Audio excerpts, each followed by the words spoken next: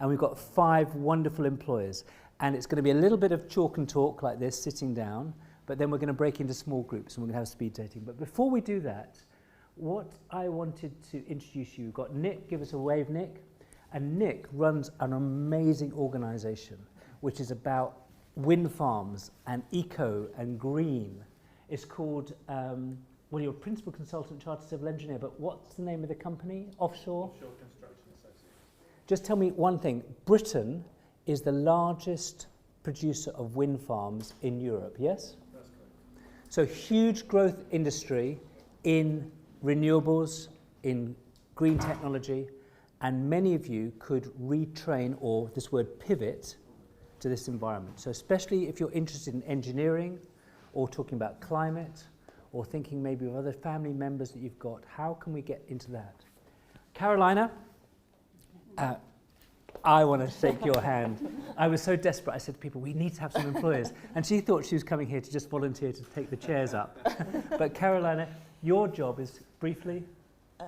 So I'm a director of a company that works in human resources, project management in human resources. So we help big organizations improve employee engagement to make sure that people are happy in their workspace, and we check, you know, whether they are and how to improve it. If I was going to ask you one thing that you're interested in as an employer, that you might help people to come to your session in a second, what would it be?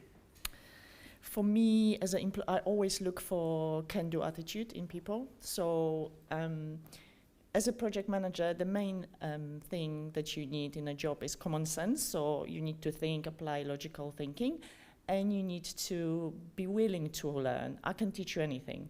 In project management, you can get it. You can learn anything. You can learn, you know, Excel skills. You can put project plans together, but you do need to just want it. And if you want it, I'll hire you and I'll give you a job and I'll teach you. Wow. Be careful what you say. Her company is going to grow by 12 people tonight. Good. Now, listen, do you think it's true that recruitment should be recruit for attitude, train for skills? Absolutely. I can't Say it. agree more. Recruit for attitude, train for skills. What is the Ukrainian word for attitude? Stavlenia. Say it again. Stavlenia. Recruit for stavlenia, train for skills. For skills. Oh, I thought you were asking me for a Ukrainian word for skills. Okay, we're having fun. Remember, what you learn with pleasure, you never forget. Learning should be fun. We should laugh. We should giggle. We should get it wrong. It doesn't matter. We're amongst friends. But this is really important, what Caroline's saying. Enthusiasm is another thing. Show enthusiasm. If you go to an interview and you show the person who's interviewing you that you really want this job, you're really enthusiastic about it, you're really enthusiastic about learning new skills, you will come across really, really positively. We did a session on introvert, extrovert, yeah? What am I? Yes, sir. What is Helena? More an introvert. So it's sometimes harder to be enthusiastic if you take your pleasure from small, quiet, reflective things. I get my energy from people, so I always look enthusiastic. Yeah? But some people wouldn't employ me because I'm too enthusiastic. Bless you. Thank you, Caroline. We've got Danny. Listen, Danny, come up here. This is the man from North London. Let's give him some love. Now, Danny works for a local authority, and they are good employers. Generally, they are very good. This whole project is funded by Lewisham. Okay? So Danny has some valuable experience about recruiting and helping people get into good jobs within local authority. Daniel, we'll ask you to share a little bit more just before we break into the small groups, but what do you think is valuable for you to share tonight to the group? I would say often in interview, one of the most common questions you'll come across is, tell me about yourself. And a lot of people can struggle answering that question. I think the knee-jerk reaction for most people is to start talking about their experience. And that's the one thing you need to, the rest of the interview, is going to be focused on your skills and experience.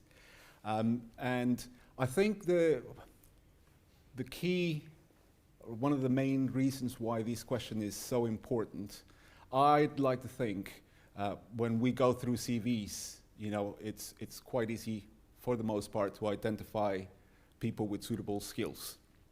And so if you've been invited to attend an interview, it's because the employer already has a belief that you've got the skills necessary to do the job.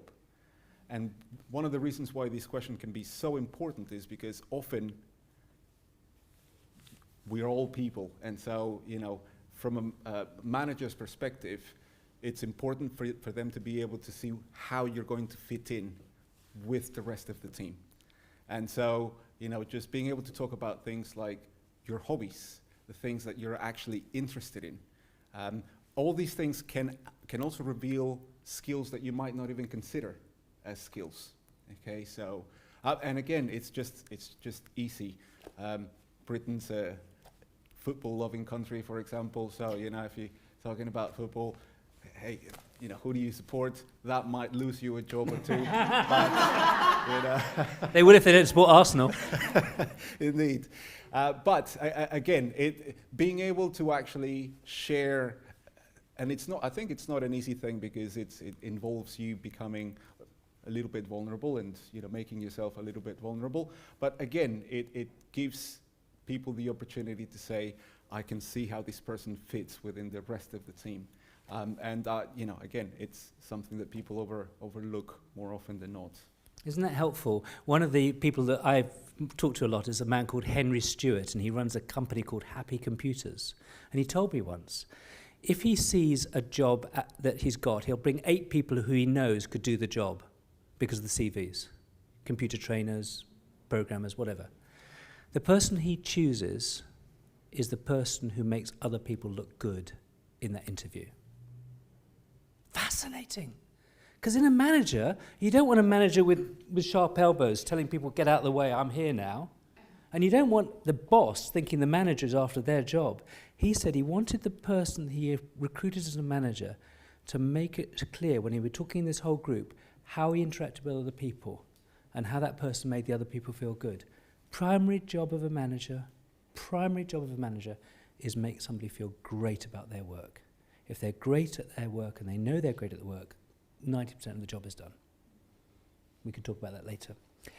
Dot, I would love to know what Dorothy's retired project manager was, and I don't know enough about it. Dot, why are you here? I was a project manager briefly, but for most of the last few years professional life, I was Director of Professional Development for a professional body.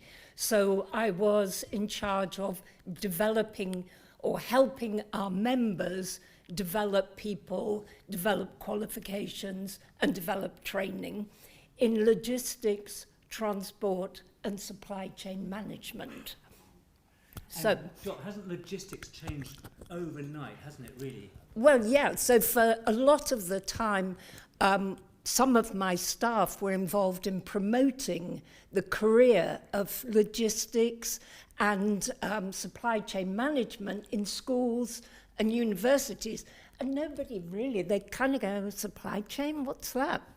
And then COVID came along, and suddenly people realized that actually some of the key jobs were the people who drove your lorries, who delivered things to the supermarket, who put the food on the shelves, and in fact, some of the people who drove the buses and the trains during all the time that everybody else was sheltering. These were the key workers. Supply chain and logistics people are key workers. So it was good for promoting supply chain, but that was kind of one of the only things it was good for. But Carolina said a lot of the things that I would say about what employers are looking for. I have got some notes that I think Steve's going to give out. For me, when you're looking at the interview, it's the whole process. It's not just walking in that room. It's actually starting from looking at the job. Do you want it? You might decide by the end of the interview you don't want it anyway. But it's actually preparing for the interview. Now, for example, Abby and I usually come here in t-shirt and jeans. Today, both of us have put on a slightly smarter shirt and slightly smarter trousers, because I thought if I sat here in jeans and a t-shirt, you'd think, well, who's she to tell me about jobs? What does she know? So it was too hot to get a business suit out. I have still got one tucked in my wardrobe somewhere. But it is about preparing for the interview, the whole of you. You is not just in here, it's the whole thing. And that's how you have to prepare. And I'd like to give you a quote from a world golf player who probably most of you are too young to know about, but he was called Gary Player. I think he died very recently. But when somebody said, oh, you're really lucky, he was world class. He said, yeah, and you know, the more I practice, the luckier I get. So, for an interview, practice, practice, practice. Isn't that lovely? That's fantastic. And Dot, you're right. You never get a second chance to make a first impression. It's almost like getting a job is like a job in itself. Wonderful. Abby, just come and join us here with your lovely linen top as well. Isn't that beautiful? Now, I know something about you because you emailed me earlier. And all of us at different times work and then don't work. Sometimes we have a baby, not that men have a baby, but sometimes you have paternity leave and coverage. And sometimes we have what's called a portfolio career. You understand? Sometimes you do one job for a bit and you use what's called the transferable skills to flip to another one. You know, and if you're a good mother and a good parent, you obviously are very good with children. There's lots of jobs in childcare and education and teaching. Abby's been an ESOL teacher for many, many years. What would you say from all the... I'm going to give you a trick question because I'm not asking to talk about... What's probably the hardest interview you've ever had? God, to be honest, I find them all quite hard.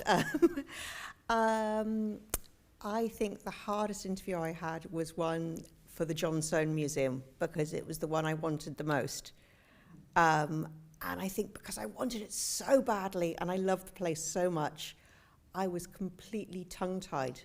So I was like, and usually I can talk for England, but in this one I didn't quite know what to say.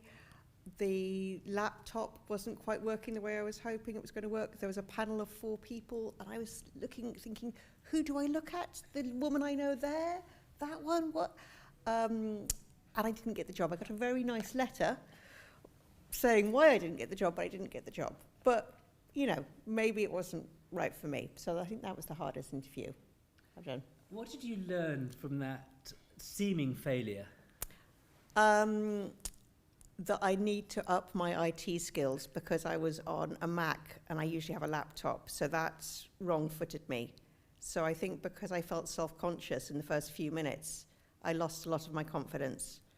And then I think I learned just that you need to try and engage with everybody on the panel because there were few people to look at, and I was I had pre-arranged answers in my head, so I wasn't quite listening to their questions well enough because I had what I thought they wanted to be hearing and what I thought I should be saying rather than what I should say. So, isn't that lovely? Thank you for being honest. Isn't that special? Because we learn through not necessarily mistakes but seeming failure. There's a lovely woman, friend of ours called Vera, and Vera was on our very first training course back in September of 2022, and she said to me, Stephen, I do interviews just for experience. I don't hold them so tightly that if I don't get it, I'm going to feel a failure.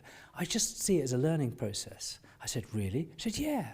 Because when I get that real job that I really want, I've had this experience. I've felt rejection. You know, just recognise this, folks. We're adults here. it's going to be really hard.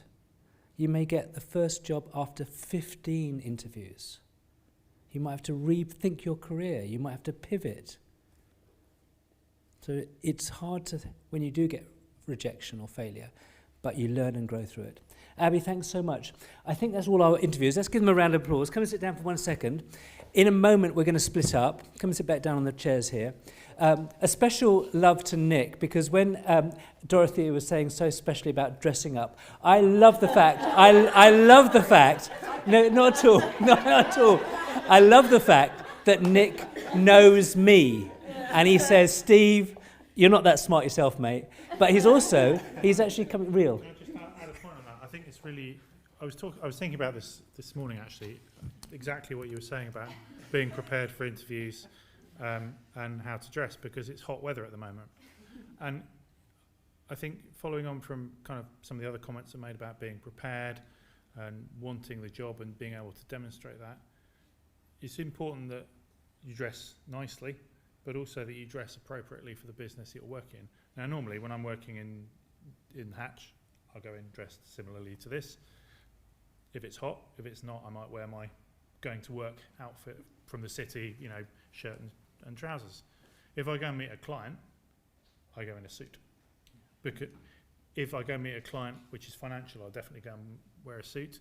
If I go and meet a client which is a project management company, or maybe someone who's not quite so financially driven, then I might not wear a jacket, but I'll still wear trousers. So I think being aware of who you're going to go and meet and feeling comfortable and feeling part of that organisation by how you present yourself really helps. If they see someone come in dressed the same as them, they'll be fine. If you work in an organisation, if I interview someone in Peckham and I'm wearing shorts and a t-shirt and they turn up in a suit and tie, they're going to feel a little bit uncomfortable, and probably so will I.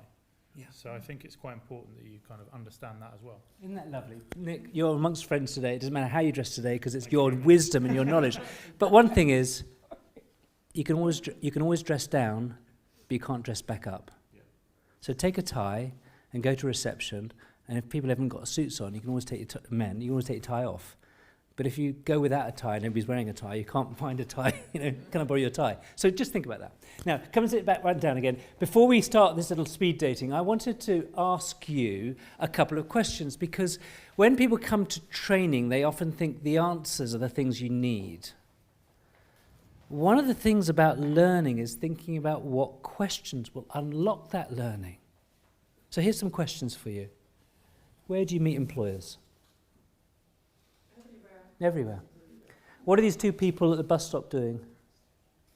Waiting the bus. Yeah. And what do we do when we're waiting for a bus in England? Small talk. Who said small talk? And we know that Ukrainians don't do small talk. I've heard that so many times. And there are reasons why. If you grew up in the Soviet era and you started talking to a stranger, you don't know where that information goes. We know that. It's not a criticism. It's just a cultural observation. In England, we just talk about silly things, and it's a proxy for contact. Proxy meaning it's a form for contact, and you never know whether this man has just been told that one of his staff is leaving, and this woman who's waiting for a bus looks like she's going to Glastonbury with a tent to a concert. You never know. So one of the things is always be prepared to have an answer to tell you. People say, "What do you do?" "Oh, I'm currently looking for a job. I've been in the UK for 2 years. I came from Ukraine. It was awful." People are interested in that. It doesn't mean you're going to get a job, but you never know who's looking for an employment. Secondly, why are most jobs not advertised?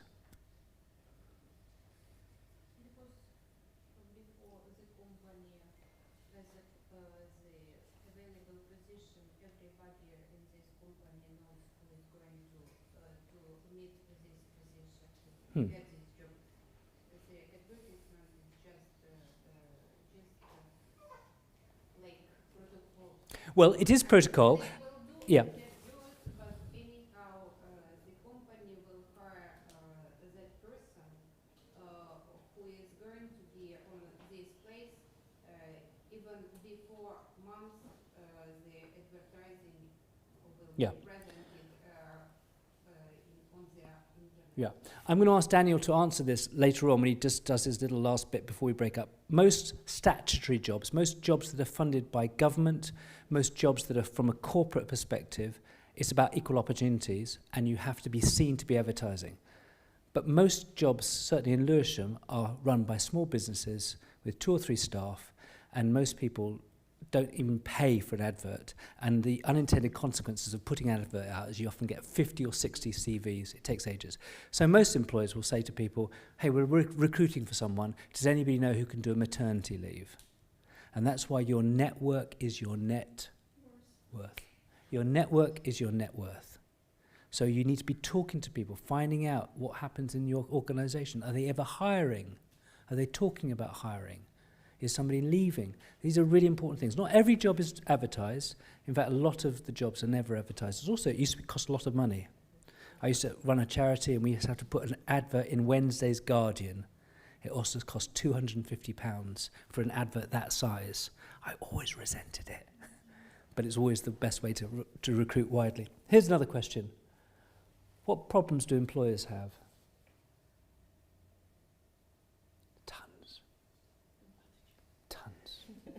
People with bad attitude, yeah. Honestly, I'm an employer. I find managing people really difficult.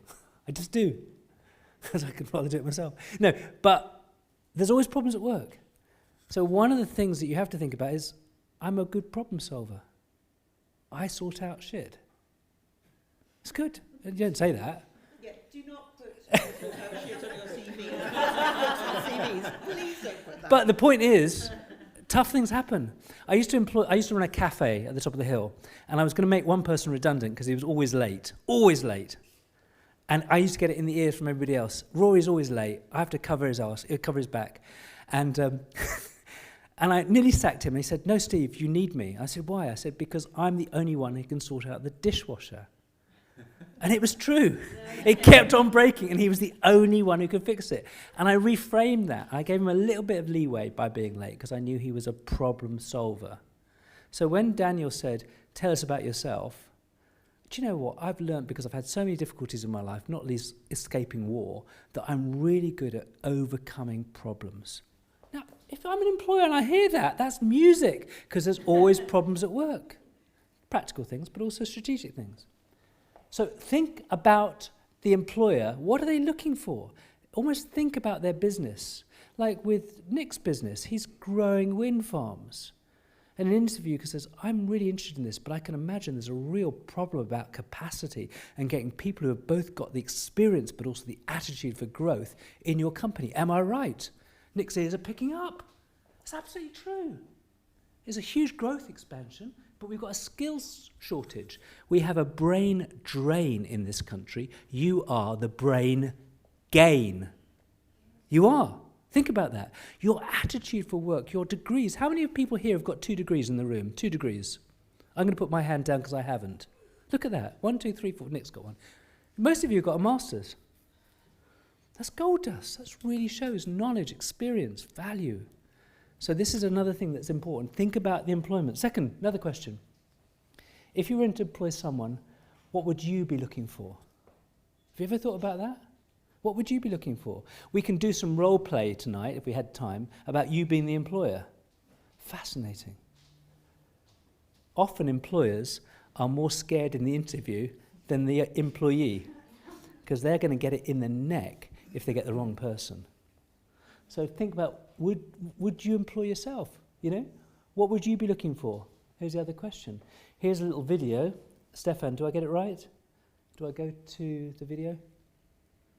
I think I do it this way. Is that right?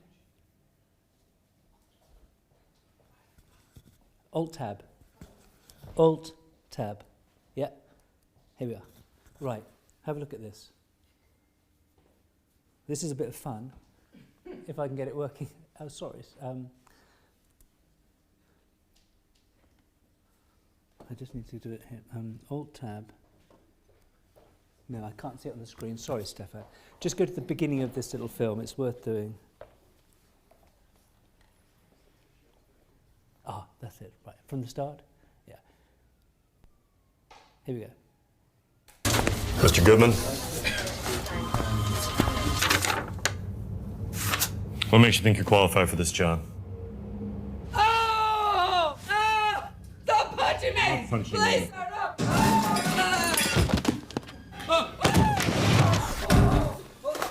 Don't throw me! Not the fish. Don't touch me! Keep your hands off of me! Don't throw me out!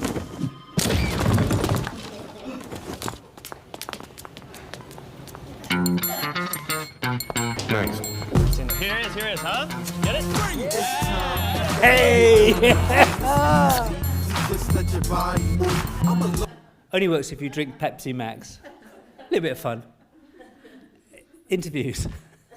They can be car crashes. Let's go back.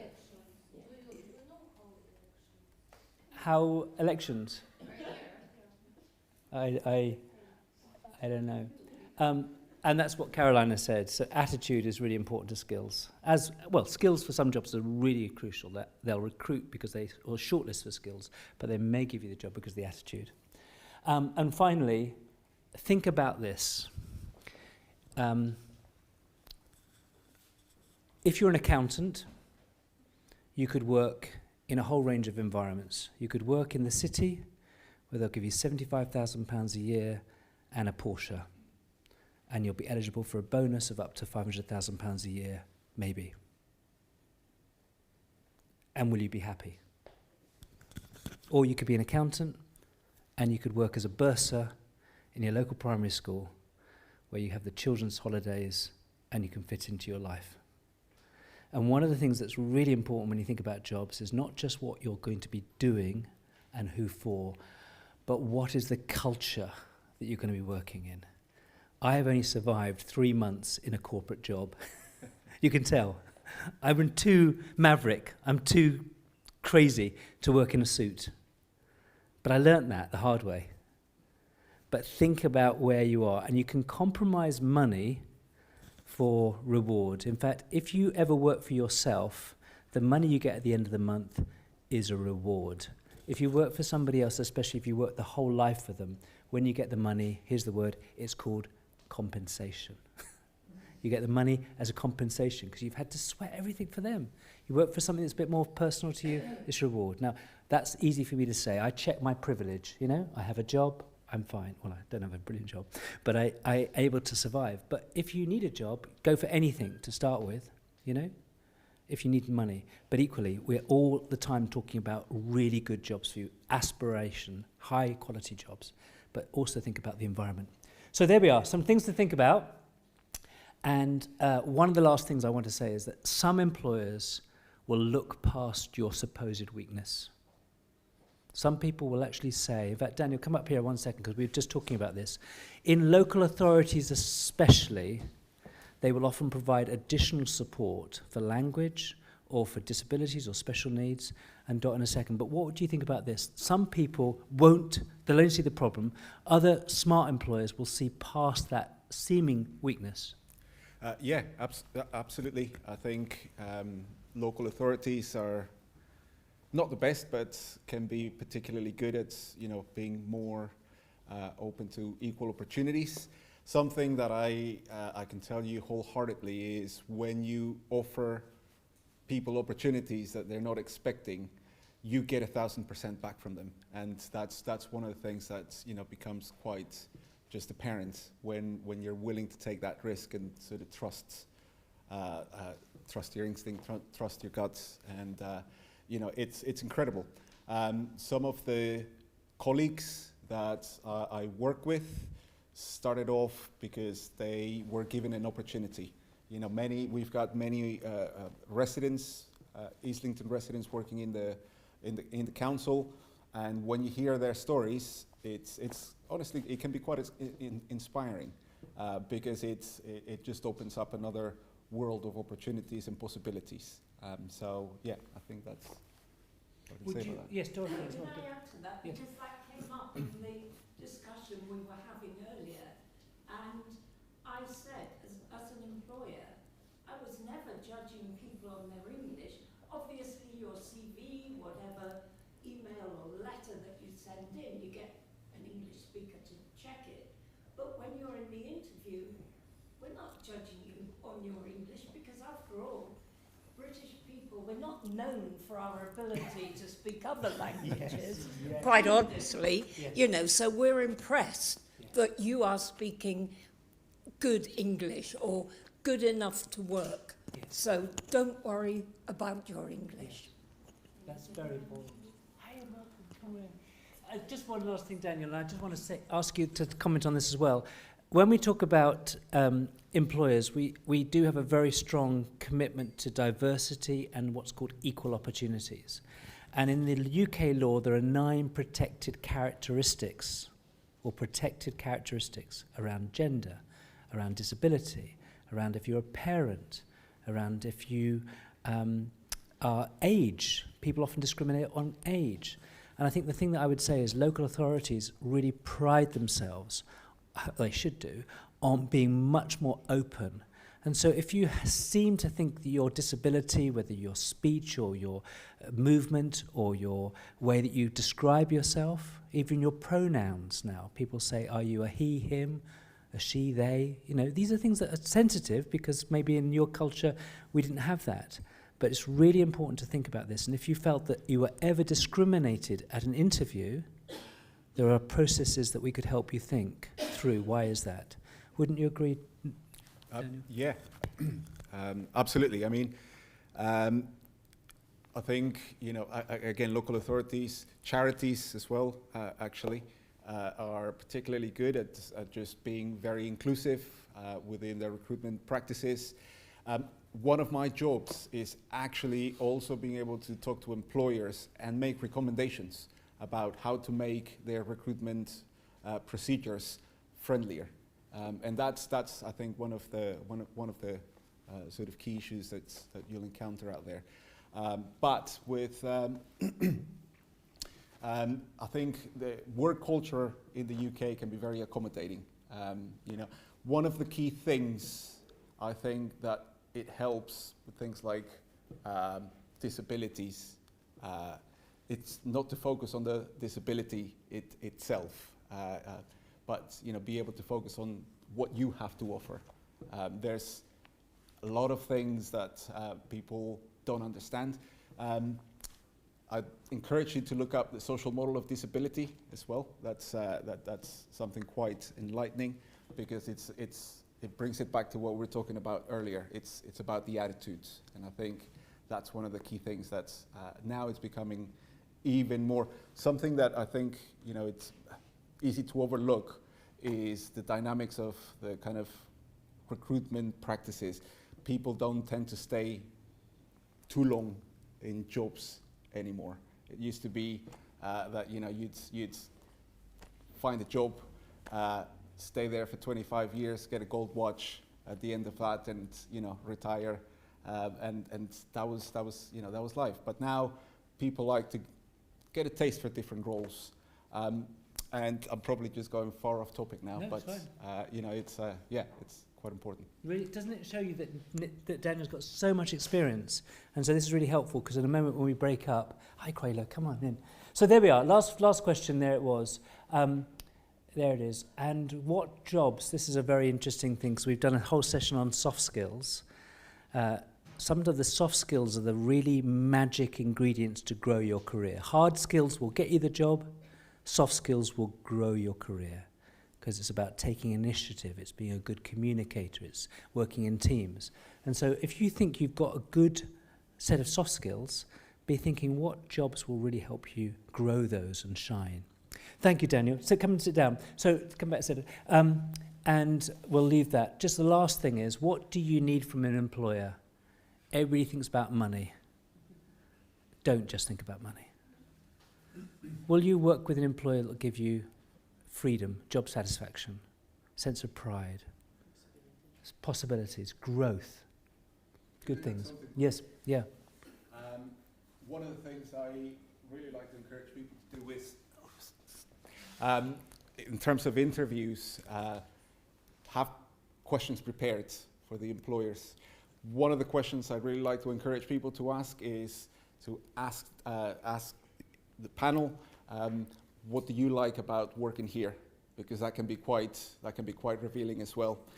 Also, I think a lot of people go to an interview with certain mind frame that, you know, you really want the job. And actually it should be a 50-50 type of thing, you know.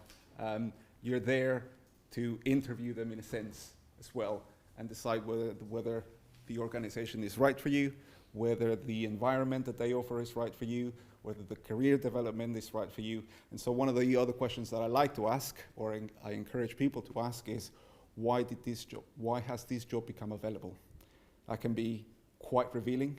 If they say the team is growing, you know, we're expanding, that's quite positive. You know, it's something that's, hey, it's music to my ears. If they tell me their person left in tears, or probably won't say that, but you know, if they say they've left, it's something to question. Would you want to walk into an environment that's going to stress you out and just, you know, really affect your mental health? Because work has the possibility to be a pillar to mental health, but also can impact your mental health when it's the wrong type of work.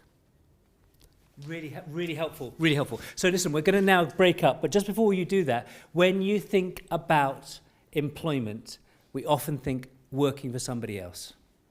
The new kid on the block is self-employment.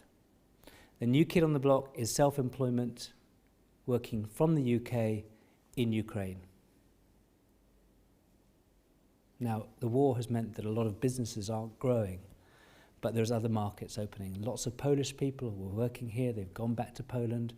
There's lots of opportunities to work internationally. And you can think about, would you like to be self-employed? At Facework, we're trying to create a maker space, a space where we have a place where people can become supported in their own self-employment. If they're working in tools, give them sewing machines. If they're working in kitchens, get a dark kitchen, you know? And so some of the things you might say is, I would like to set up my own business. I'd like to import things from Ukraine back over here. We've got 2 people on our Changemakers course that are going to develop something called Ukraine Coffee Express, because they think the coffee in Ukraine is better than over here. And they'll do lovely pastries and cakes. That's a growth industry. So think also about self-employment. Right, now let's ask all our teams.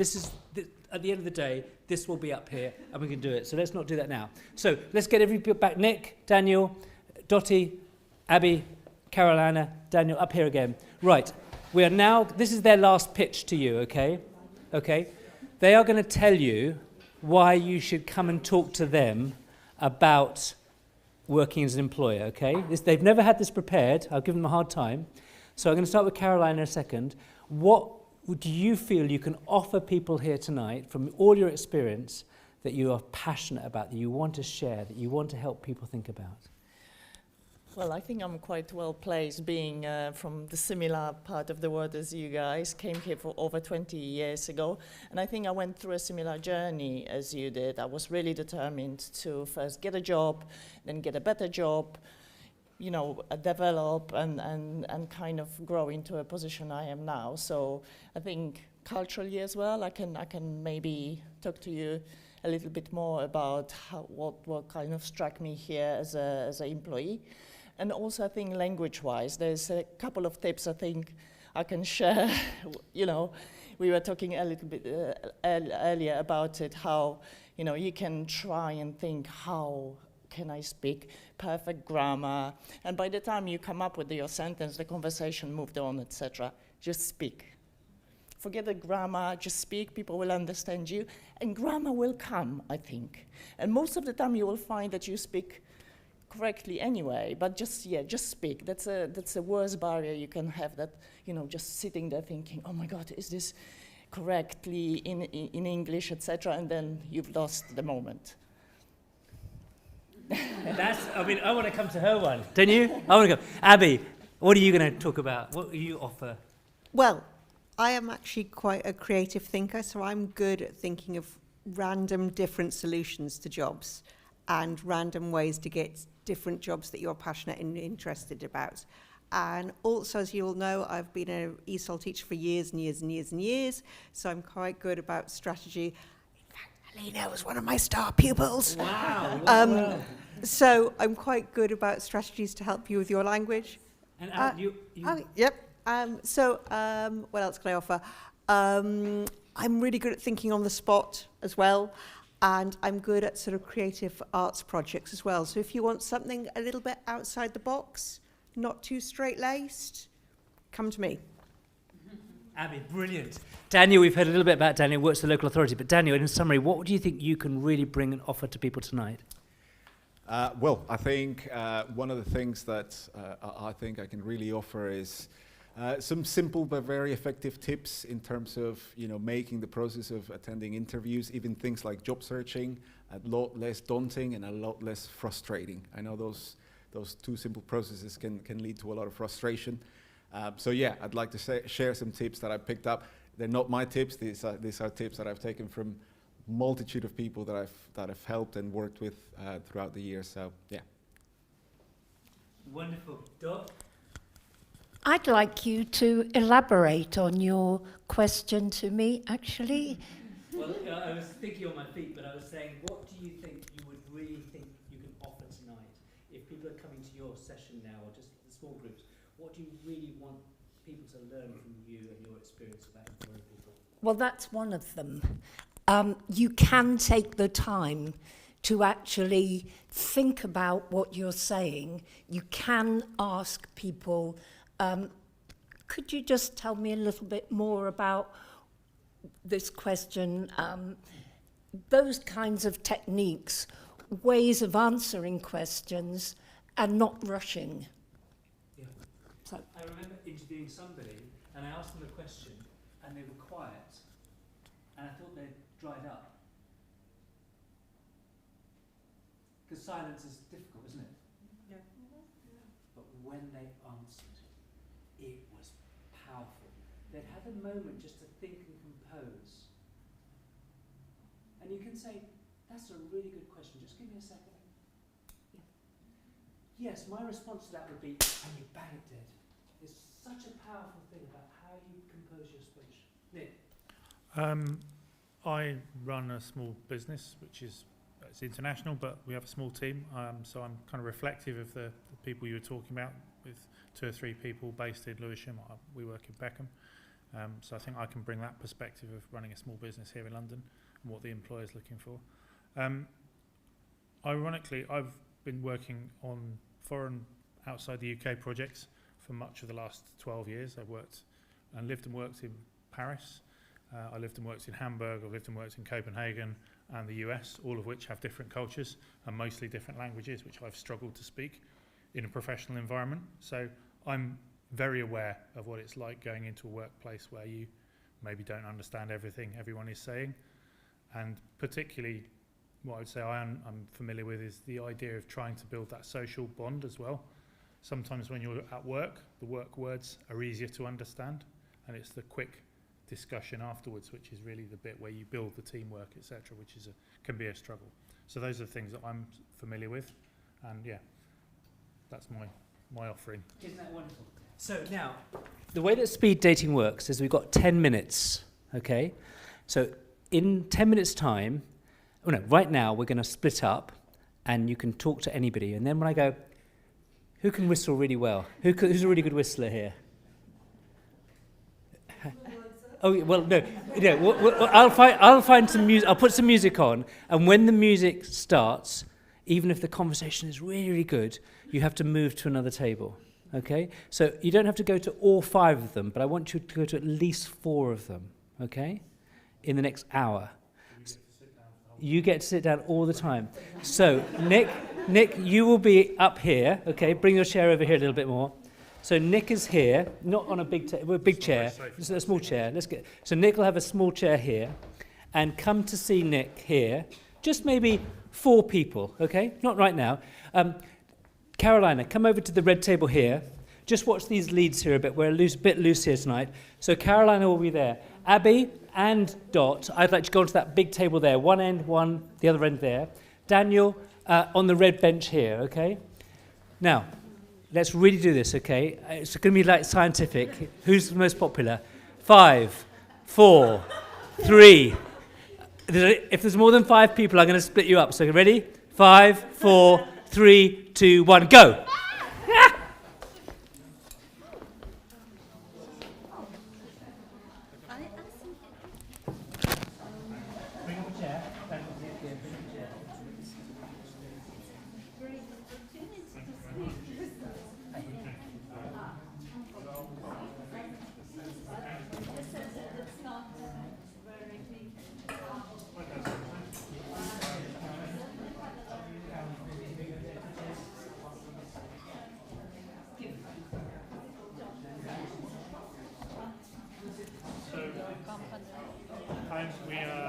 occupational services, so with suit and tie, so we don't do physical labour. That's why I'm like this. Administrative job, it's only Administrative office jobs. So we work here supporting planning projects for building wind farms in the sea in the UK, Germany and the USA. So most of the businesses there. But, yeah, what you need to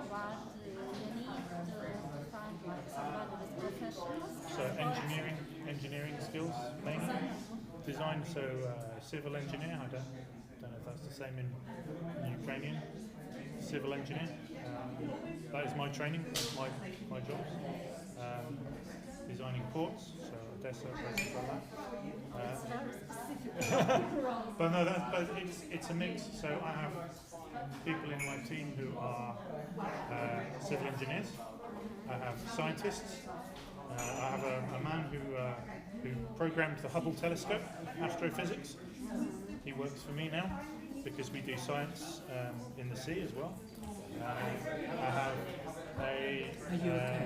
a lady who used to, she's Dominican, from the Dominican Republic, so she speaks English as her second language in America, but she used to run a car repair shop in the Bronx in New York.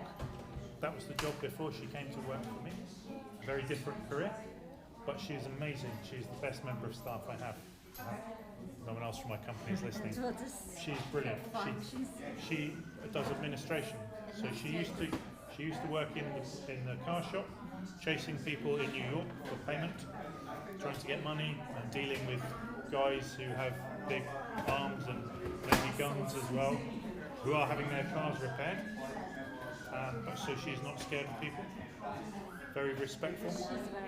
She's very brave. She's very smart, and very commercial, switched on. She's money, things on time, do things properly. And this, if you run a small business, those skills very useful. Because if you start your own company, probably it's to do something you like doing. It's not to send invoices for money and do tax and make sure everything is correctly being run as a business. That is not why most people who run a small business. So if you have administrative skills and you can read and check this is correct, then you have very transferable skills. And you do not need to be brilliant in English to do that. You just need to be diligent and able to concentrate and do a good job. So I would say that those are different skill sets that we have in our business. I'm trying to think of who else we have. We have people in my industry. People Not far. Okay. Right. So, military background. also, if you know Peckham, for example, there's a building called the Bussey Building in Peckham, which is like an art centre, so it has lots of studios. So I was there to go to the pub a few weeks ago, and they had models there for a shoot. And they put out things, they were matching like speed dating photographers and models. So lots of places like that. Good. Yeah. So I think you need to, as Lena was saying, expand your networks, but look at all the different arts centres and things around, because a lot of them are running courses as well. So I think my portfolio. A portfolio would be the strongest CV, would be my advice, but I will talk to my friend and I will ask him what he said. Oh, you give me okay. So my friend's a photographer, so he's Russian, he protested against the war and he lives here now. And I know he's been working for lots of galleries and things, because often they have openings for galleries and they want people to take photographs of everybody. I think maybe you sell your soul a little bit. some of them very nice people. But I know, for example, So I think more recently advertising on Indeed,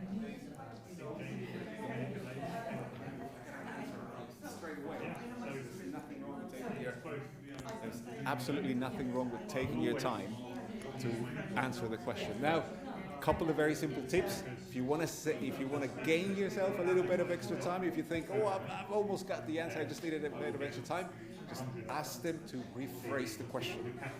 Don't ask them to repeat the question, because they'll just repeat the question. And it's like, oh God, I haven't got time. If you ask them to rephrase the question, it makes them stop. They have to think about how they're going to ask this, and you're just buying yourself time. Worst case scenario, and I've done this myself, I've encountered tricky questions in interviews myself, and I've just said, actually, can I come back to this at the end of, later on? Again, nothing, and I guarantee you, that time, our brains are incredible. You'll come up with an answer, but it's better to do that than to just feel pressurized to give an answer and then just end up talking a little bit of nonsense, which I've also done plenty of times. Okay? So that's two of, I think, the key questions. Going back to the interview practice, record yourself. That's another really good way of just, and again, it's simple. If you can find private space where you can just sit down and nobody's going to be looking at you, you're not going to be feeling awkward, it's just you and the phone, okay, you and your mobile phone.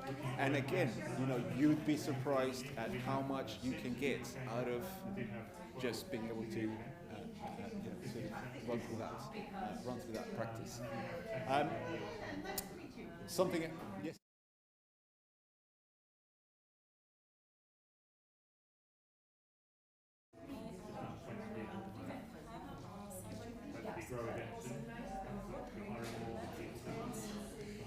That's a really good question. Yeah, no, listen, that's a really good question. I think honesty is always going to be the best policy. And sometimes there is nothing wrong. I think an employer would appreciate more you being honest and say, do you know what?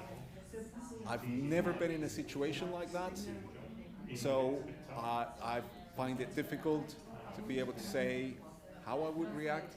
You can give a hypothetical, okay? And then there's nothing wrong with the hypothetical. But it's better to, if you are in a situation like that, it's better to just be honest and just say, look, this I don't have, I've never had that skill. I've never had the opportunity to, be in a situation like that, so I don't know how I would react. However, thinking about it, maybe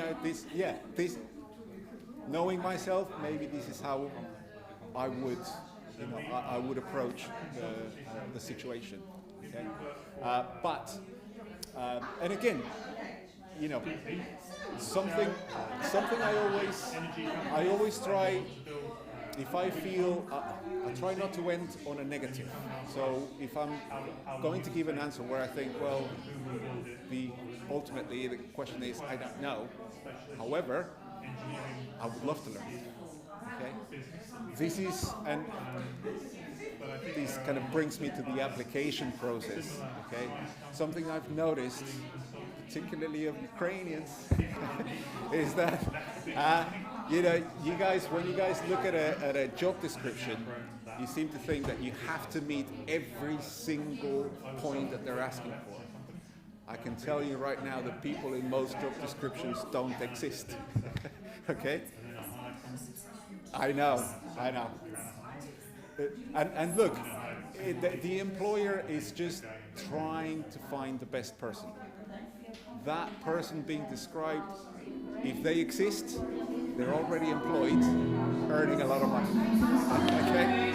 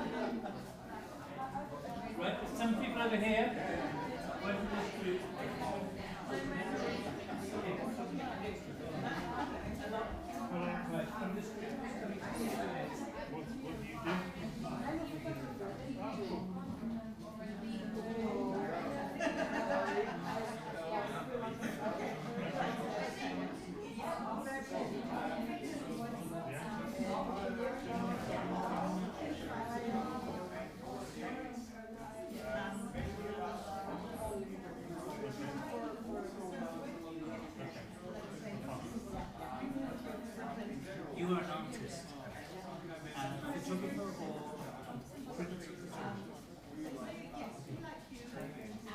what would you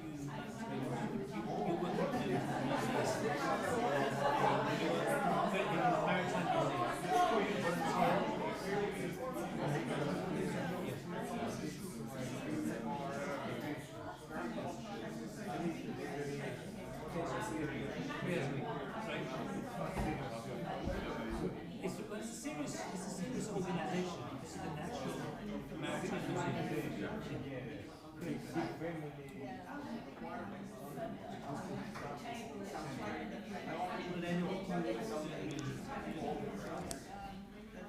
Why do you want to work for this company? Oh, right. Can you hear me? Yeah. Oh, sorry. What, why do you want to work for my company? Your company is very famous in the world. And I think it's for me and it's really a good experience for my skills, for my career, and because your company is very famous, I repeat, and I know in company is very good conditions for Okay. What can you bring to this company? I can bring new ideas because I'm an interior designer and I'm very familiar with the furniture design and I know how to fabricate and conduct this furniture. So I can bring new, fresh ideas which will be great for the nowadays. Thank you. Now, can you give me an example in your work where you've gone above and beyond what the job asks for? That's quite a difficult question. It's number 6.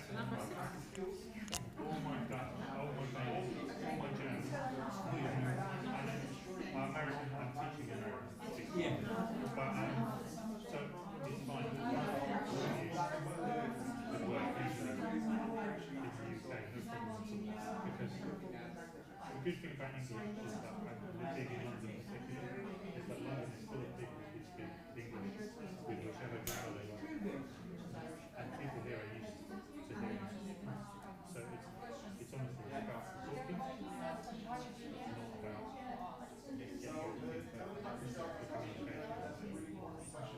No, I think this is a really important point about language. It's sometimes a barrier.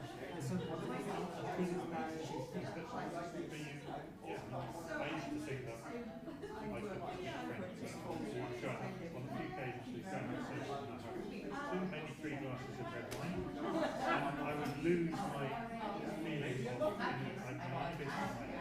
worries about whether or not people could understand me.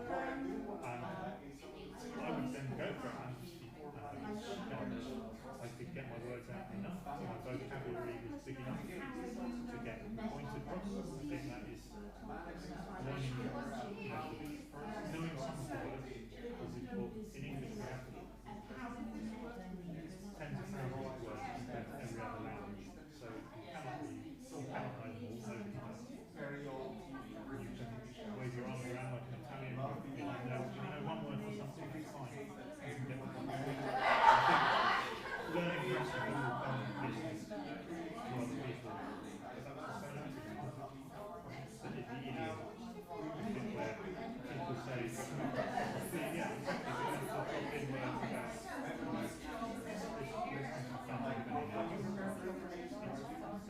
communication thing is just go for it.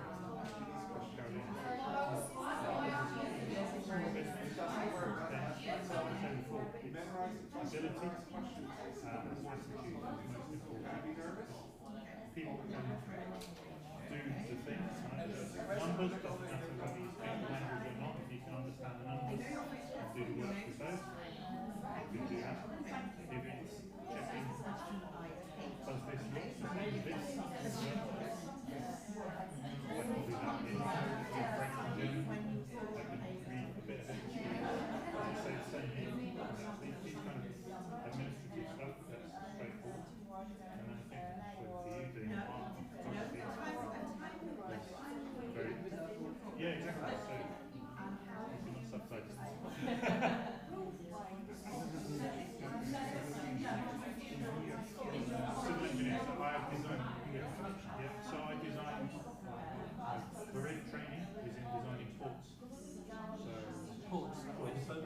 So Odessa, the harbour. The harbour, Odessa.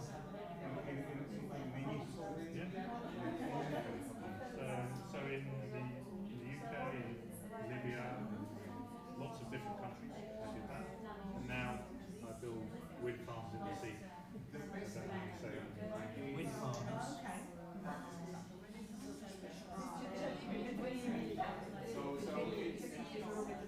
the sea. And because England has a lot of weather, very rich wind farms, very off-sea. People politically don't want to have a green countryside.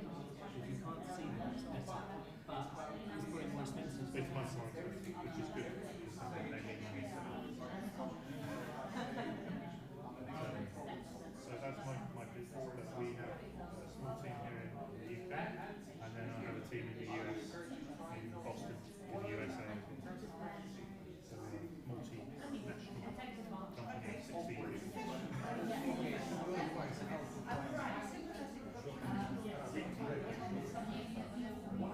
So,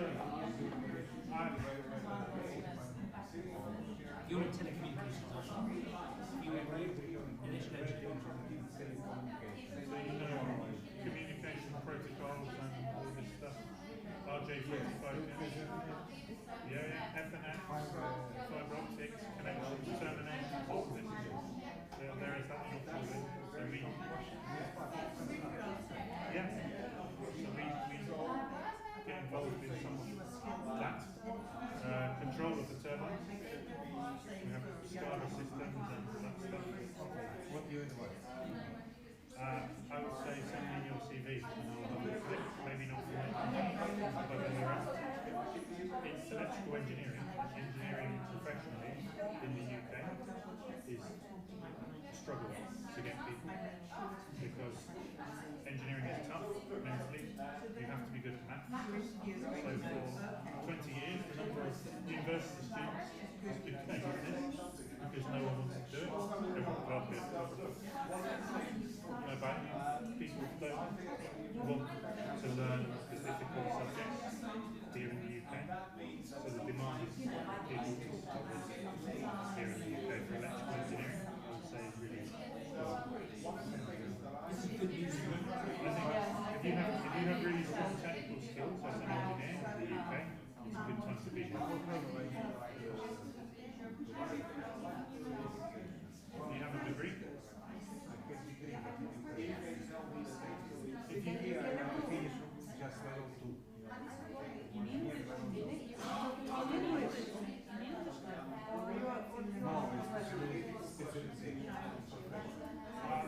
probably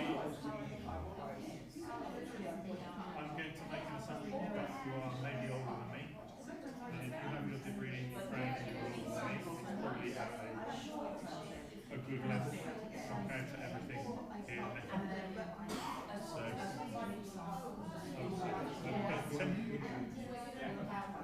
only because I know that we cannot.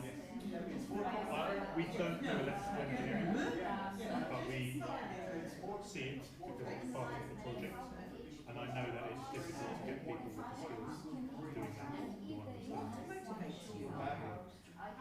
One of the opportunities could be, could you get an internship or an apprenticeship or just work experience within a company so you know whether you understand the issue?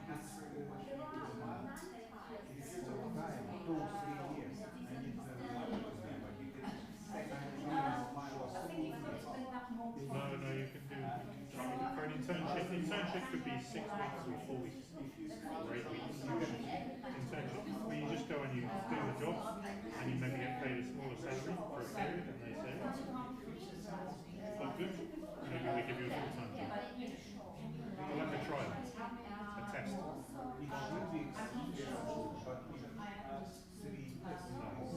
You wouldn't have to wait for 3 years. This is what you can say. You might have an example of a company that might give you a In my country, in the USA, in Massachusetts, they fund if you are a student in Massachusetts and you are a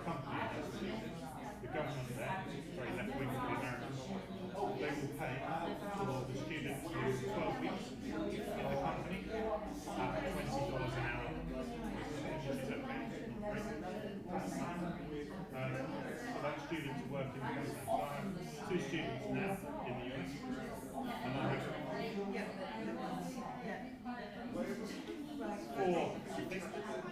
3 members of my permanent staff came as a scheme. I had them for 12 weeks, they were brilliant, it was good.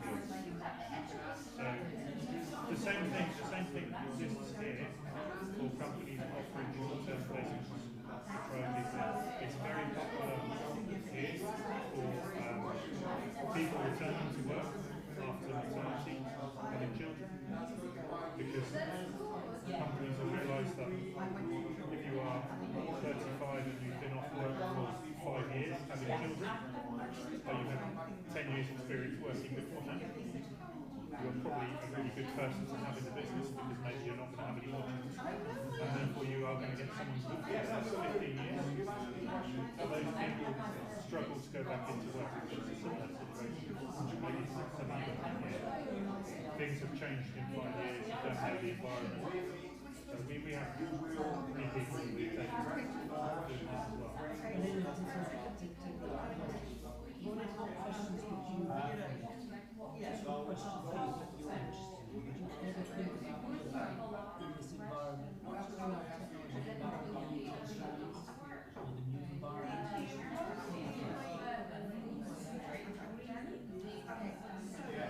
The environment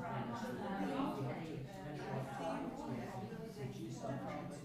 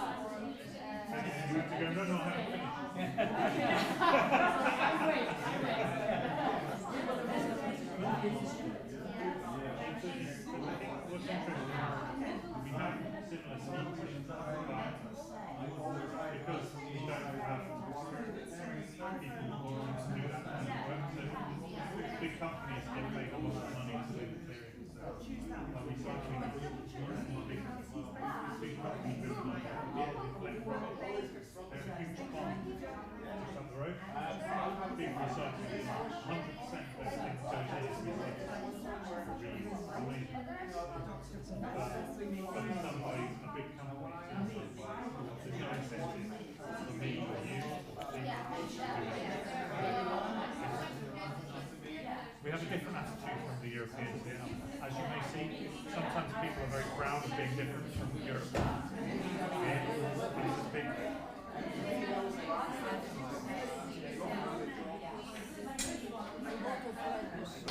Yeah.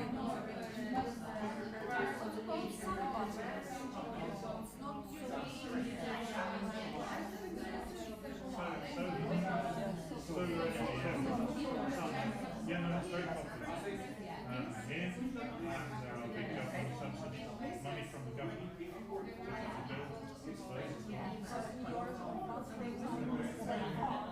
the same here. If you go out to on the train or if you're driving to the north of the Midlands, you will see big farms.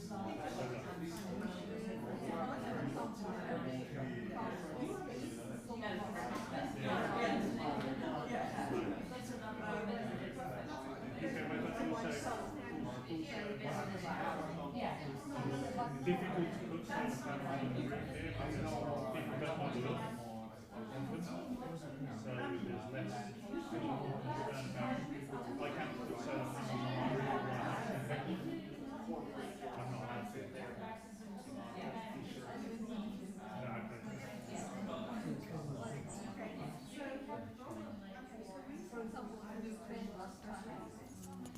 not allowed to. No, Your example of wanting things to be perfect. At the beginning, I would really like that, but then after a bit, I might get worried that you're at work too much and doing too much. So you need to balance, you know. Yeah.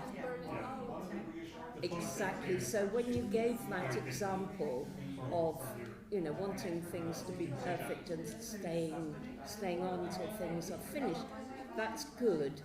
But then you need to balance it with, but, you know, of course, I am able to manage my work, so that's an exception. Yeah, that's great, yes. So it's always getting the balance, so that, you know, otherwise they'll think, oh my goodness, this person is always in the office, never finishes, because there's an expression of don't let perfect get in the way of good, because sometimes things have to be good enough. They don't have to be perfect. Then, I mean, is anything ever perfect? When you work, you think, oh, that's okay, good, but it's not perfect. So it's kind of getting that balance and making sure that they can see that you're somebody who will get the work done. Because that's important as well. Let me see if I've got another one. What questions would you like to ask me? Has anybody got any questions about the job that you're all in?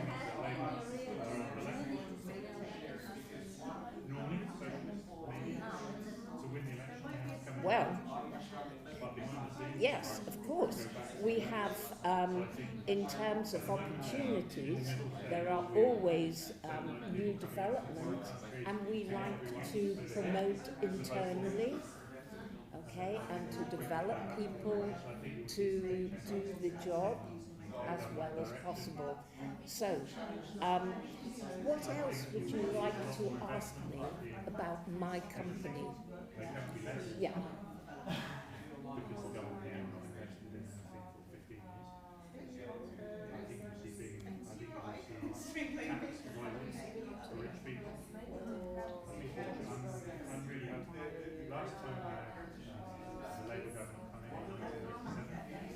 Yes, we have a full training and development program, and that is always a safe question, because some questions, it depends how you phrase them, but asking about training and development is always possible. There's no reason not to ask that. That's a good question.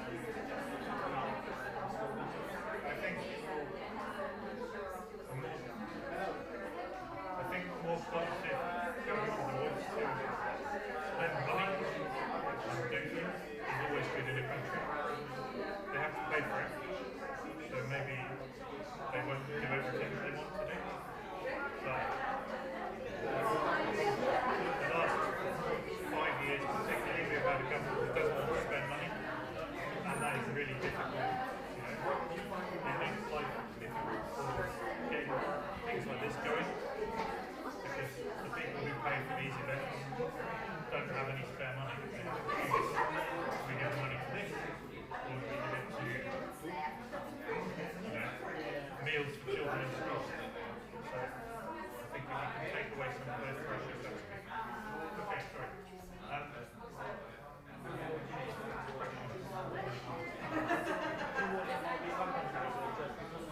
Okay.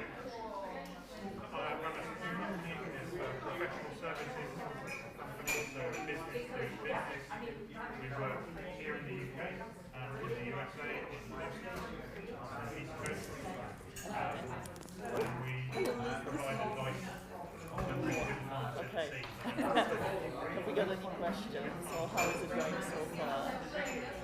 Yeah, exactly. So I make some more pictures with me, but I can translate if you want. Our men, as far as I understand, they are very interested in any job opportunities. so we are advisors. Share with We're some advisor to build. So if it's if you want to build a wind farm, So because you ask for me, men, and I will tell maybe you how long it will take. electricity, yes, yes. Electricity engineering, Engineer, and then construction, maybe. electrical engineer, radio, telecom engineer, for example. Kind of I don't know engineering. who are you. But Do you have any connection with these areas here? So I work in human resources, cadre, HR, so slightly different. I would just say when I first came to this country from the same part of the world, I just, to start with, I think, I was happy to take any job, so I started working in a bar, but I always had this target, this vision that, I want to do something else. So I work in a bar, which actually paid quite well, so that when I got a job in the office, I had to take a pay cut, but I knew that this was kind of a step forwards rather than backwards, and that's how I kind of worked towards where I am now. We usually don't have so much time for our career, so Yes. anyone try to find something at that moment. Fair enough, yeah. Мені перекладати, що сказали, що коли він приїхав в Україну, то That's okay, I can understand a bit. що раді були будь-які роботи, і починали з бару, і потім йшли вже по сходинкам вверх. Шукати роботу, яка повністю матчиться з тією, що була в Україні, треба розглядати всі позиції, просто почати працювати. Ну, якось так. And I get you don't probably have as much time as I when I was maybe in my 20s, but you've got so many more skills than what I had when I was in my 20s. So it might be that those steps towards what you want to do eventually will be much quicker. I had to spend a few years in a bar, a few years in translation, a few years in that, because I was still learning, and you guys already, you have Yes, skills. we have lots of skills, but for some of us it's very difficult to show the skills without enough speaking level, because it's very difficult sometimes to describe your skills, especially when it's something about soft skills, because hard skills it's more easy to show, but soft skills here is a huge difference with Ukrainian skills, and especially when you can't joke or have good conversation, so it's very important. But our men is very good. They hope that your husband you relate with some construction. My husband is an architect. So can you share with any opportunities for them with job? So he hires architects rather than you have to be a qualified architect. Not a physical job, it's not something. Yeah, you have to have at least part one architecture, and then Well, in this country, because you need to know building regulations and things like that, so it's quite hard to, I guess, transfer.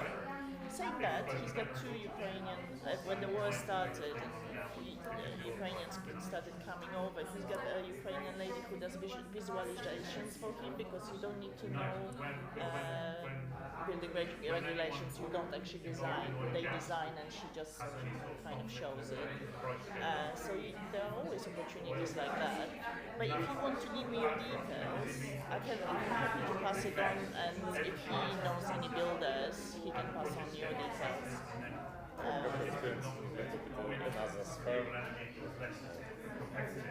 What kind of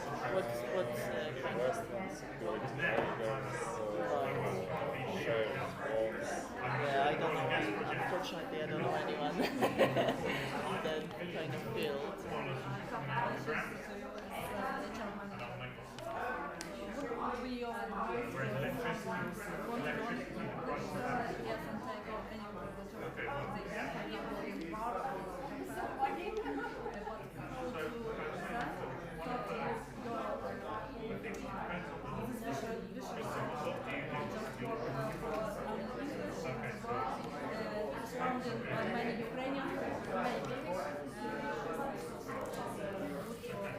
Yeah.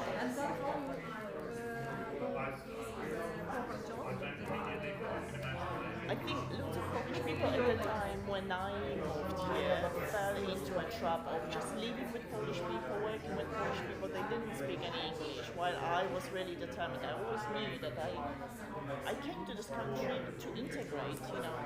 Obviously for you it's a different background why you came. I chose to came here, I wanted to be part of this country. So, you know, learning English was, I mean, I spoke English as I came here, I studied it, but obviously school English is not you know, not for real life. You just say silly things. I was really determined to be, I was always putting myself in a situation when there was no other Polish people, so I was forced to speak English, both at home, and again, I know it's it's not a situation you can kind of be in because you came here as, you know, couples, etc. But I'm at least in a job, I would try and avoid being in the same, you know, kind of speaking Ukrainian at home and at work will never give you an opportunity to speak proper English. Speak with wife. Speak to the wife at home and work with the English people. And it doesn't have to be English people, it could be any other nation. So I wasn't always just, I have to work in English. Obviously that's perfect because you learn English from English. But my main thing was work in an international environment, so I cannot speak Polish, I have to speak English. Even if it's a poor English to start with, that's, you know, you're still developing, you're still learning. Every day you're learning new vocabulary. I mean that the first step would be any job to learn English, but how to make next step to meaningful job. Yeah, because I think when you start in that first job and you start building confidence, you can all of a sudden you feel like, oh, I can communicate in English, I can have a conversation in English, I can go to an interview. I think confidence is part of the success as well, because you feel like, okay, I will understand any questions and I can answer it. It might not be 100% grammatically correct, but I can have a conversation. So confidence, it just builds your confidence as well. Chuck. But if, for example, I'm a specialist in marketing, I work as a waitress. Oh, that's nice. I go to marketing agency and I have good English skills, but I don't have relevant experience, job experience in this country. Okay, but you bring in so much more from another country. So everyone here will have a similar experience. You bring in something else. So you want to show this as a... So there's two things when employer hires potential new employees that come from a different culture. Number one, they might bring completely different take on the job. They might bring more in. That means that your whole team, your company develops. Secondly, there might be opportunities to work maybe back with Ukraine. Maybe they'll have a branch of the company that will work with Ukraine. Or if you speak Russian, with there's always additional skills. So you have to think. You don't think like we were earlier talking. Oh, my English is bad. You say my English is improving, and also I know so much. I've got so much experience in marketing. I can show them how we do it, and together this will enrich this new company. Can I ask you? I will be very grateful for advice because I really need it. So in my case, I work in a Ukrainian company. I had a department, big retail chain. So it's a good position, and I'm very interested to find something here. Maybe a slow level, but in this area, in this market. But when I try find like a simple job, as in your example, yes, some of HR said, sorry, you are overqualified. But when I try to find like a job near mine, speaking interviews, it's a huge trouble. So I can't find a middle between this situation, what to do. So now I work remote, but I understand that I waste time here because I can use this time for career here. And my hard skills is enough, but I have some troubles with soft, with like local experience, maybe, I don't know, I can't drive. I think maybe you need to address it already when you send the CV, a cover letter, or if you get invited to an interview. I think maybe you need to meet with them and say, I know you say I'm overqualified for this, but I'm happy to take a step back and learn the way you do it and also improve my English. But it's not one step, it's many steps long because I can't get any opportunities to interview with like the middle level. And maybe something wrong because people with high positions they want to see local experience. Maybe I don't know. You could give them a local level, medium level. You can do it. Unfortunately, I can't be confident in an interview, especially with examples, because it's not only about speaking level. Sometimes it's a big difference in our mentality, because with your speaking the same, we try to be honest, direct in our conversations, but here, like one wrong word, and it's lost opportunity. So what do you do? How to find don't speak. exit? Yes.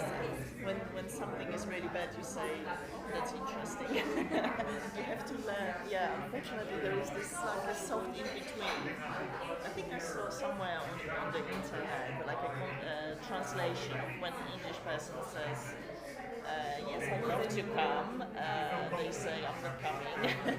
There are some ways like that. Yes, it takes a while to get that. But I think feel honest with them and you say, I come from a different culture. This is new to me, but I'm willing to learn. I've got the hard skills already. I think a good employer should recognize it and give you a chance. How to get this opportunity to have To conversation? even have a conversation. I think your cover letter is where you need to kind of address it. It doesn't help. They don't read them.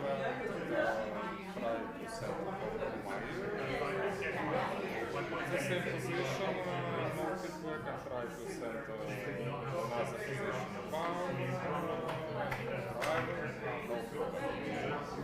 how many open, I can't send to CV and I mean, discover letters. So they check my CV, submitted correct. It's a complete little mistake and no feedback. Do remember but it's not all because of your skills. You know, a lot of people from here won't get an answer as well and won't get invited to interviews. So don't take it, you know, don't take it as a kind of step back that, or kind of push you down, because it's not, you know, only that. I'm sure lots of English people don't get invited to those interviews as well. But yeah, I get it. It's really difficult. What about calling them and following up on the?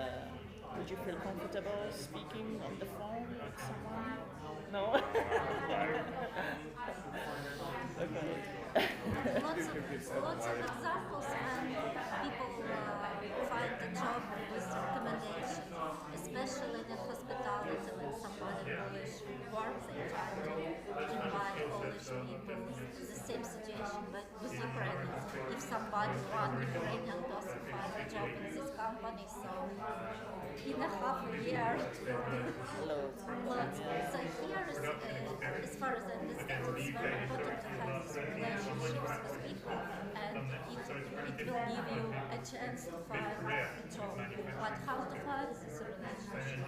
It's really difficult. Yeah, it depends on the size of the company. Those big corporations, there is no, you know, they don't, it's not word of mouth. They actually, big corporations will have programs running CVs, checking CVs, etc., and inviting to interviews. Middle and smaller companies, that's where word of mouth and recommendations could work. But I had an example in pubs, it's like a chain of pubs, and I saw that such type of examples. Sorry, your advice is not send CV, just call. Send CV and call, follow up. Send and Call them and say, send you the CV. Give them a week or whatever. If it's a small company, send it, call them, say, I sent the CV last week. I was wondering if you had a chance to look through it. I'm really keen to work for you. I would love to come and have a conversation with you. I know, my English maybe don't address the English. You could say, my English is not there just yet, but I have hard skills and I'm willing to learn. I'd love to work for you. Just show them, again, going back to attitude, showing them that you really want to learn, you really want to work for them, show them enthusiasm. And you say my English not GCA? Yes. My English my English is not there yet, but I'm learning quickly. Not yet? Not there yet. My English not there yet. Not there yet as in? Not yet enough. Not yet enough. Yeah. Not yet. I understand that. Моя английская пока еще. It's on the way there, and it's not there yet. Not yet good. Okay. Not there. I understand all. Not there as improve English, looking for job in Ukrainian branch, change wife to English speaking woman, and improving soft skills. Yeah, if you can speak English at home, then you will definitely go faster. Change Ukrainian speaking wife to English speaking. If you find English woman, you can sit at home and you can Send her the CV. Oh, I need apply. So your wife is your problem. Very difficult. Always blame the wife. Oh, it's difficult. Maybe not. Maybe not. And if you imagine you will going to find new job, what you will do in this case? How you will search for a job? Yes. What's the best way? Yeah, that's the problem with me is that I've been here for so long that I kind of changed jobs through recommendations. So someone, an ex-colleague went to one company, they said it's a good company, and I follow. Obviously I send a CV, etc., go through the interview, but this is how I find about new jobs, about new companies. And also what I do is so niche, so narrow. There's very few companies that do it. So for me it's just, out of 5 companies, where shall I go? How you hire people for your company? again. How you choose that? Where are you looking for? Where are you looking for? How you make a decision about person? Do you like it? Do you want to hire it? What's the way? So, as we were talking, attitude. A person comes across as someone who really wants to learn, is enthusiastic about the job, and that's most important for me, honestly, because what I do is it's not medicine, so they don't have to go through 6 years of studies. It's not architecture. They don't have to know how to draw. My job is something you can learn. If you've got common sense, you can apply logic to how you operate, and if you want to learn, you can do my job. Let's come back to the main centre now, because we did it 3 times, but I think the quality of the conversations is better to go slowly, so we won't do another swap. So come back into the middle now, okay? Daniel, do you want to come back to the middle? Thank you, Carolina, for great advices. Don't tell the wife it was my advice, yeah? She will be upset about solution. Okay.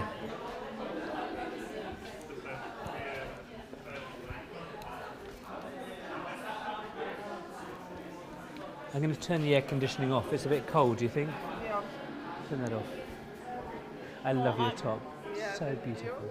Yeah, Such a I breath. just made a compliment to Natasha. Natasha, isn't it? I was going to say Natasha. Fantastic. Well done. Okay, let's come. Okay, everybody, let's come back into the middle.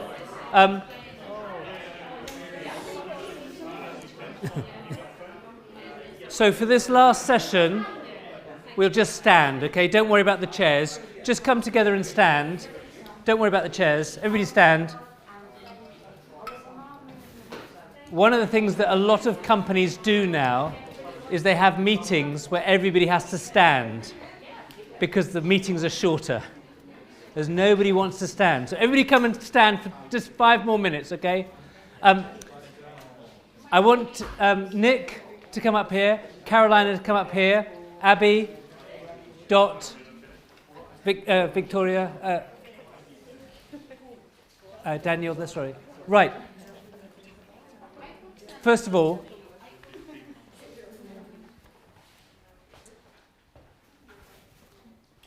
positive, okay, negative. 1, 2, 3.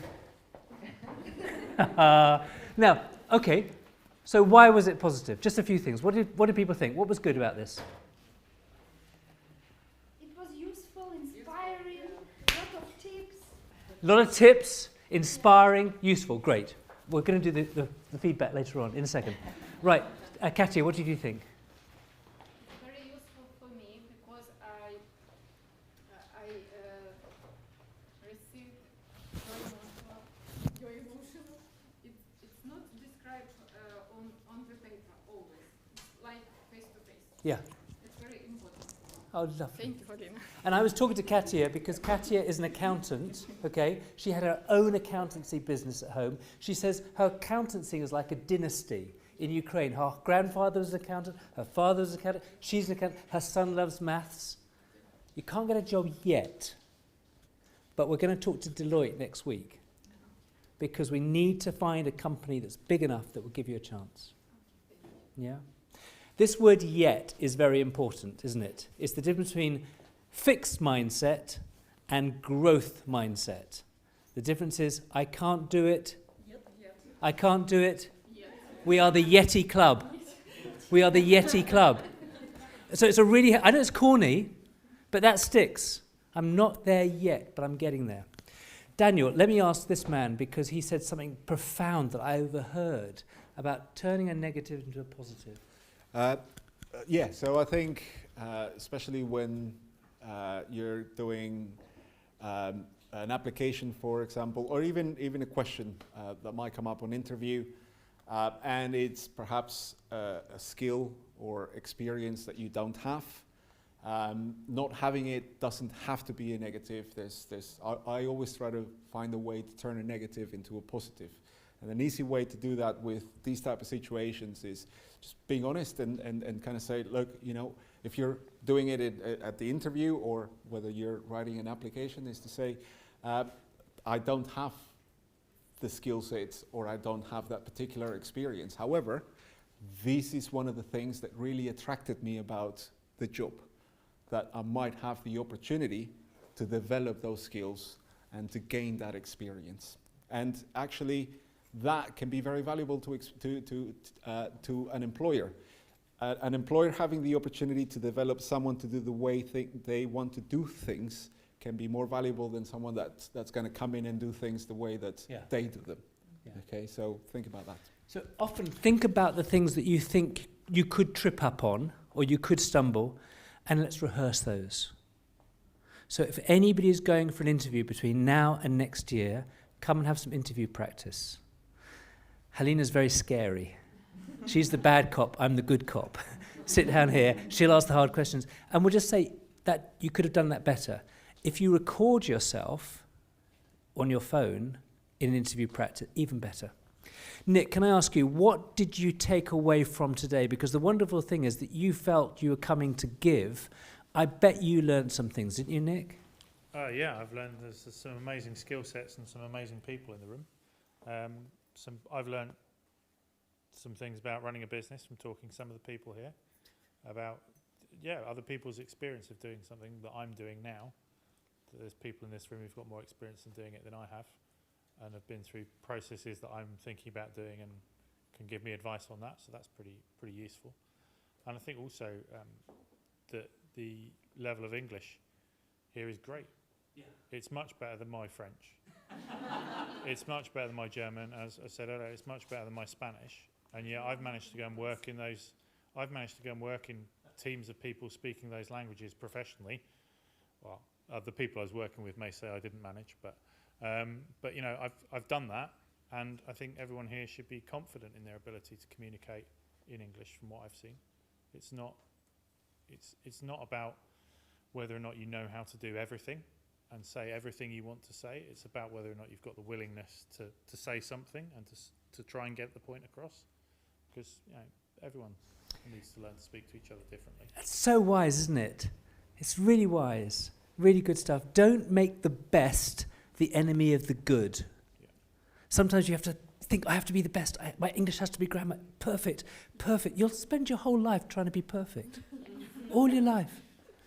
Don't make the best the enemy of the good. This is good enough to start. And sometimes you have to fake it. Fake it till you make it. You have to pretend, act.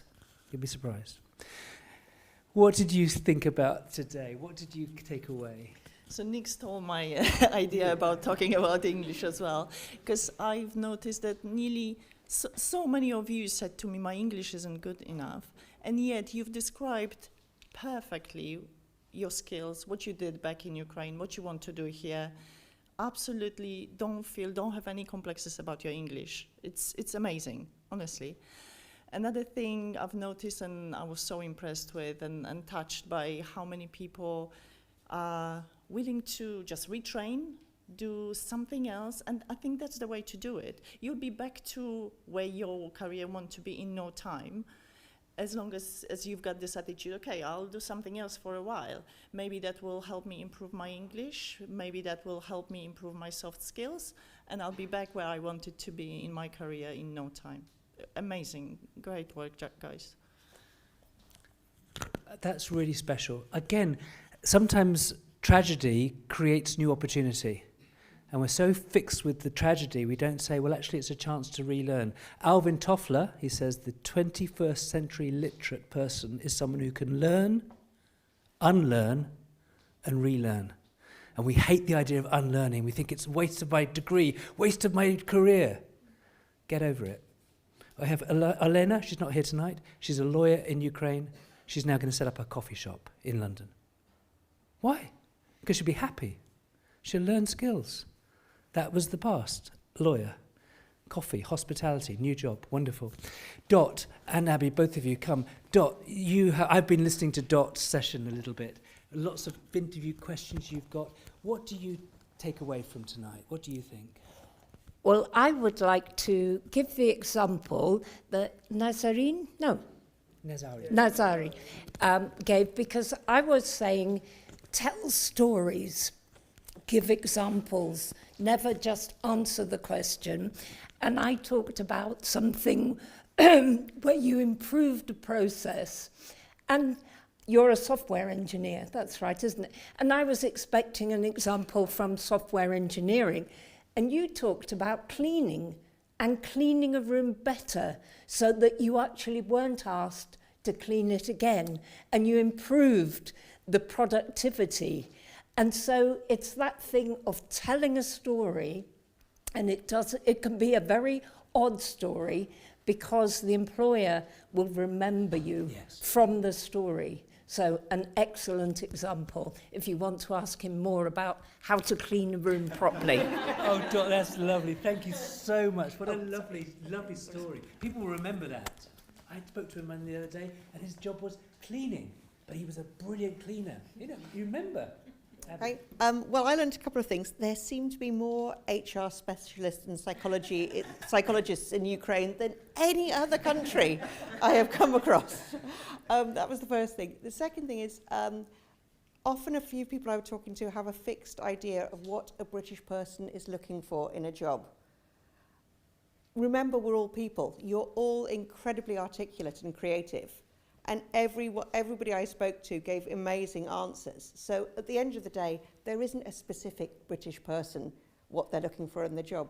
They might just be looking for you. And just remember that you are creative, you are flexible, and you are capable of doing a million things. Wow. I've felt this tonight. The love and the energy and the commitment to each other has been so, so special. This is part of what's important. When you come to another country, you feel you're not alone.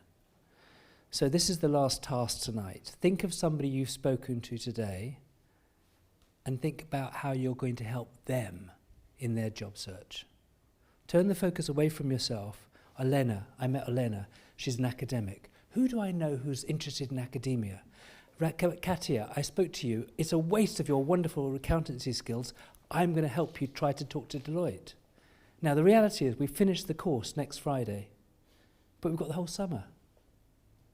And Helena and I will not be here the whole summer, but make an appointment. Come and see us on a Wednesday or a Thursday.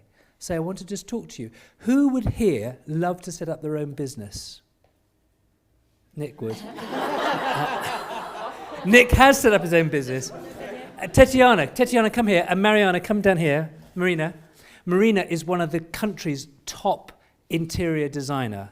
With her partner Stefan, I got them to look at this awful shop the other day that we were trying to renovate, and Stefan said, don't touch it. It's a money pit. You would be able to do your own interior design if you were able to get a break, wouldn't you? Yeah, I would. How can we help Marina think about getting her business going? Anybody know anybody who wants a design redone, a house repainted or decorated? These are the questions we should be asking us, because the answers lie within us, really. So the really important message is, when you've been talking about yourself, that's fine, but think of somebody you've heard today, and let's encourage everybody in their jobs. You have got so much skills, honestly. Brilliant. So listen, and the other last person, Oksana, come up here. Oksana is helping us translate all of our, can you see that soft skills booklet? Can you pass the booklet there? The booklet, the blue booklet? The book, this one here. This booklet here, we have written in English. Oksana has taken it to Ukraine, translated the whole thing now into Ukrainian, and she's tested it with young people and a university. And so what we've done together here may have big ripple effects in Ukraine as part of the rebuilding, because one day the war will finish. And Oksana, I wanted to say publicly, thank you so much for doing that. Thank you for being involved. It's wonderful. And this stuff is really valuable. So again, soft skills, we did a session on this. Take this booklet if you want, learn about soft skills, and over the next couple of weeks, come and see us. Helena, last thing for you. Where's that QR code? Has it disappeared? Oh, it's disappeared. Oh, dear, dear. Where's the screen? While you're talking, let me get it up. It's coming now. It's coming now. Just what you say a few words about next Friday. We're not meeting next Thursday. In Ukrainian. Yeah. Do. No, of course not, of course not. У нас залишилось одне останнє заняття. Ну, як заняття? Це ми будемо святкувати наше завершення курсу. Від вас я запрошую всіх приходьте своїми друзями, своєю сім'єю, тому що останнє заняття – це святкування, і, як правило, ми збираємо друзів з всіх попередніх курсів. Це можливість нетворкінгу, знайомств в українській спільноті провести час. По-друге, це вручення сертифікатів. Хто був з нами 8 сесій цього разу, ми вручимо сертифікати, і їх можна записати також в CV, і це буде вам тік, ще одна галочка. Кому потрібні будуть референси для ваших майбутніх роботодавців, звертайтеся, ми готові надати. Святкуємо ми разом, як зазвичай відбудеться в Україні, з гарним настроєм, з напоями, з їжею. Тому я запрошую вас прийняти в цьому активну участь і долучитися до нашого святкування. So she said, next Friday we're going to have a celebration. You're going to have certificates. We're going to have food. Who wants to bring some food next Friday? Not Thursday, Friday. And we'll have past participants as well. And if you know somebody who would like to enroll in September, when we start again. I forgot about photograph. Олена нам проведе фотограф-сесію, так? Фотографія. На LinkedIn аккаунт, якщо вам треба професійне фото, приходьте красиві, гарні. Ми тут організуємо студію, фотозону. І Олена нам обіцяє зробити суперпрофесійні, класні фото. Portrait photographs.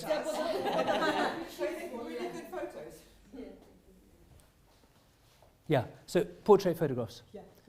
When you do it? Next Friday? Yes, next Friday. Next Friday. Come and get. At 6 o'clock. Put some nice clothes on. Make a good load. Great. Okay, we've got to let our lovely volunteers go because they've been here from 7 and I said we finished at 9 and they've stayed longer. Nick, big clap. Yeah. Daniel, big clap. Victoria, big clap. Abby, big clap. Dot, big clap. Thank you so much. The bar is open. The bar is open. Beer, £3. Wine, £3 tonight. Have a fun. We can stay here till 10 o'clock. Thank you very, very much for coming tonight. Ще хтось шукав, розглядав варіанти вакансій на будівельні спеціальності. 4 липня буде job fair. І ми розглядаємо, якщо є пропозиції, хто може попрацювати перекладачем на цій job fair. We'll send that in the. If you're not on the WhatsApp group, we've nearly got 300 people in the WhatsApp group. Join, and also don't forget this. Scan it in now. Just 2 minutes on the bus on the way home. Think of something that could have been better. Seriously, I think it was pretty good, but think of something better. And also any other feedback from the project. We have possible new partnerships, and if any of you would like to think about being part of the Facework training team, we might run a train the trainer program over the summer. So if some of you think your English is good enough to run a course, maybe in another part of the country or London, let us know. Good night, everybody. Thank you so much. Can I just say quickly? Yeah, sure, yeah. If, just very quickly, I would highly encourage you to go to the Islington Council website. Take a look at the recruitment page. If you spot a job that you're interested in, I'll be more than happy to support you with the application process. If you get shortlisted, I'll be more than happy to help you because I'm very familiar with the council's own recruitment practices and questions and things like that. We can help you prepare for that. So let's get the Islington website up on here, and then if you make a note of it, take a photograph of it, have a look at it. If you have an interest in that job, email Helena. We will then email Daniel. Okay. Great. Well done. Thank you so much.